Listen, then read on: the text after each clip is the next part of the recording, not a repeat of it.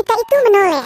Bas sedang di luar kendali, hampir menabrak ibu dan anak di pinggir jalan. Ia bergegas, memegang bagian belakang bas, dan menahannya. Sepatu kets bertumit tebal menjadi datar. Saat ini, kedua tangannya mencoba menarik bas agar berhenti. Bas secara ajaib berhenti di depan ibu dan anak itu. Ia berdiri lega, melihat semua orang aman dan selamat. Setelah itu, ia langsung pergi. Bagian belakang bas yang dipegangnya membuktikan kekuatannya. Gadis itu adalah Bong Sun. Ia memiliki kekuatan super. Saat baru lahir, ia meninju dokter, hingga dokter melayang 10 meter. Saat ia dan adiknya diculik, ia menendang pintu mobil dengan satu tendangan, dan menghentikan mobil dengan tangan mungilnya. Seiring bertambah usia, kekuatannya secara bertahap meningkat. Ia bahkan tidak mengerahkan kekuatannya, tapi palang itu bisa bengkok. Pertandingan tarik tambang yang awalnya setara, timnya menang. Setelah ia bergabung, saat ia bertamasya di musim semi, batu yang kokoh selama 100 tahun jatuh karenanya, hanya karena disentuhnya. Ia pun kabur dari situ. Ia bisa dituntut jika ketahuan. Ia mungkin harus pindah negara, tapi dengan kekuatannya itu, apakah mudah untuk bersembunyi?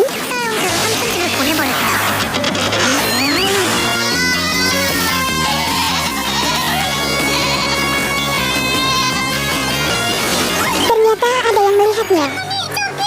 Ibunya pun berdoa pada Buddha agar tidak menimbulkan masalah di masa depan. Tapi Bong Sun melihat ke patung Buddha dan merasa dihina. Ia pergi dengan senang. Ternyata, ia membalikkan patung Buddha. Hingga usia 25 tahun, ia belum pernah berpacaran. Lagi pula, siapa yang akan menyukai gadis yang menghancurkan kenari dengan tangan kosong?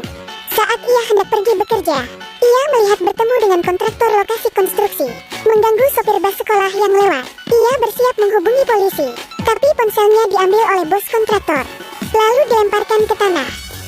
Ah, ponselku. Hei, beri aku uang, atau belikan ponsel baru. Sial. Pria itu menamparkan Bong Sun. Bong Sun menghela napas. Padahal ia tidak ingin menggunakan kekuatannya, tapi ini sudah melewati batas. Ternyata, ada orang yang melihat itu dan menghubungi polisi. Sementara Bong Sun sedang menghajar mereka. Ada yang terbang ke langit, masuk ke tangki air. Bos lain datang. Ia tak percaya anak buahnya. Semua tergeletak di tanah. Ia pun menghampiri Bong Sun dan hendak memukul Bong Sun. Tapi Bong Sun langsung memelintir jari pria itu. Ah, gelombang. Bong Sun minta maaf. Ia baru saja mematahkan jari pria itu. Sekarang malah berusaha meluruskannya. Itu sungguh menyakitkan. Pria itu kesakitan. Kali ini, pekerja lain datang. Bong Sun memegang ikat pinggangnya dan melemparkannya ke langit, bahkan lebih cepat dari peluncuran roket. Kemudian, ia menarik tangan si bos dan masih meminta ganti rugi karena tidak diberi. Ia melempar bos itu hingga melayang dan mengenai pria ini dan mengenai gigi depan pria itu. Hanya ada satu gigi yang tersisa. Mereka pingsan di tempat. Apa aku bermimpi? Pria ini tidak percaya dengan apa yang dilihatnya. Apakah ini Superman yang nenek ceritakan? Cantik, keren. Pria ini, Min Hyuk, terpesona dengannya. Bong Sun dan para pekerja dibawa ke kantor polisi. Polisi ini adalah pria yang disukai Bong Sun. Bong Sun mencoba memikatnya. Sayangnya, itu tidak berfungsi sama sekali. Polisi itu mulai menanyakan kronologi kejadian. Tapi ceritanya terdengar konyol. Mematahkan gigi dengan satu pukulan, membengkokkan jari dengan tangan kosong, menerbangkan orang sejauh 30 meter dengan tangan kosong, dan kekonyolan lainnya. Bong Sun menundukkan kepala nih. Iya, itu semua fakta. Ketika ia hendak mengaku bersalah, Min Hyuk datang sebagai saksi pertama, mengatakan itu semua bohong. Bong Sun pun dibebaskan. Ia punya tujuan, merekrut Bong Sun sebagai pengawal. Sekretaris Min Hyuk mencoba membujuk Bong Sun. Ia tercengang dengan gaji yang ditawarkan, 60 juta won. Sepertinya tidak apa-apa menjadi pengawal. Tentu saja, ia tidak langsung diterima. Min Hyuk masih ingin mengetesnya. Pertama, adu panco. Bong Sun pasti menang. Bong Sun pun membiarkan Min Hyuk menyerang duluan. Tapi tangan Bong Sun tak bergerak. Bong Sun mengatakan, kau boleh menggunakan dua tangan. Pria itu tertawa, tapi ia menurutinya. Masih tak bergerak sama sekali. Apakah kau siap? Inilah aku.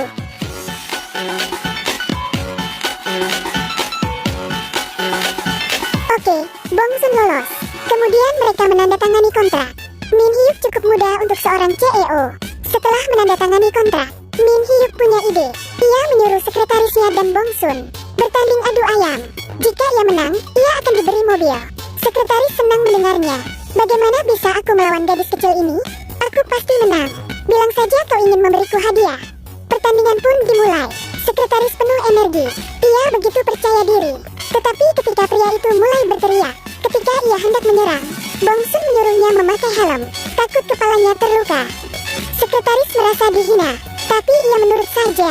Di mana mereka bisa mendapatkan helm? Mereka memesan makanan dan membeli helm kurir itu. Sekretaris memakainya. Pertandingan dimulai. Sekretaris kembali bersemangat. Ia melompat ke arah Bong Sun. Lihatlah ekspresi Bong Sun. Sekretaris melayang. Apa hasilnya? Kemenangan atau kekalahan?